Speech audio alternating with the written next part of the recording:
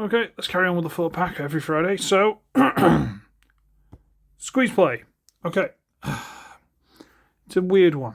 Some people think it's good, some people don't. Some people complain, some people transform it stupidly. But, you know, that's what Squeezeplay looks like. And this is how I transform it.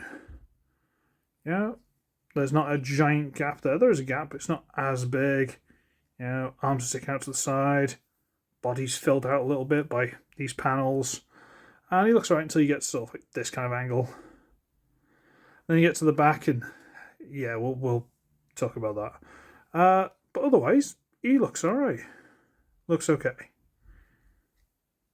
The legs are kind of up to your preference. You can adjust them wherever you want on that hinge, and so it's kind of up to you.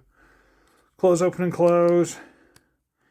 There is a hinge there, but it's more for robot mode, let's be honest.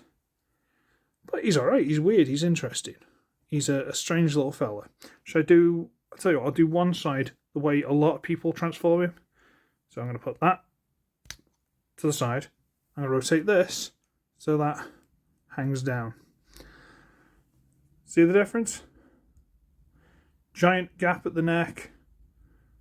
Body looks way slimmer. Do you see how that works? But that's just people, you know, trying to be upset about things. But there you go. Size comparison, not really a fair one, but, you know, there's a 86 blur. So, you know, it's a deluxe. But there we go. Should we transform for robot mode? Okay, so we're going to get this back piece and we're going to wiggle it and we'll pop it off. We'll put it over there for now. We're going to rotate this back the way I like to leave it.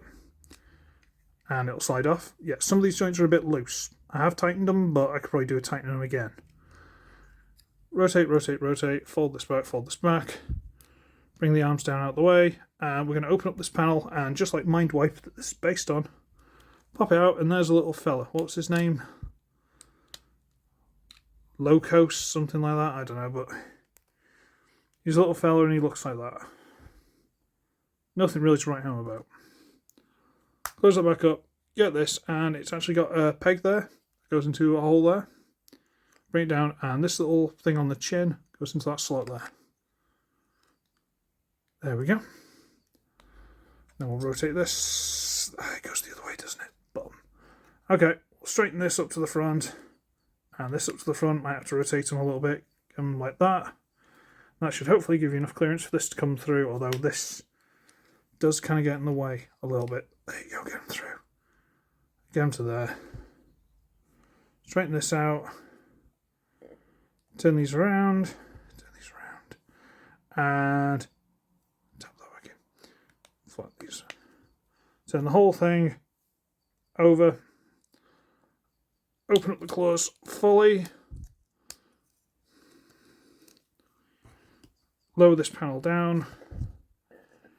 Bring these pieces down, forward, untab, straighten out, turn, flip out the hand, bring it down, rotate around, straighten, blah, blah, blah, rotate, flip out the hand, and there is the body of Squeezeplay.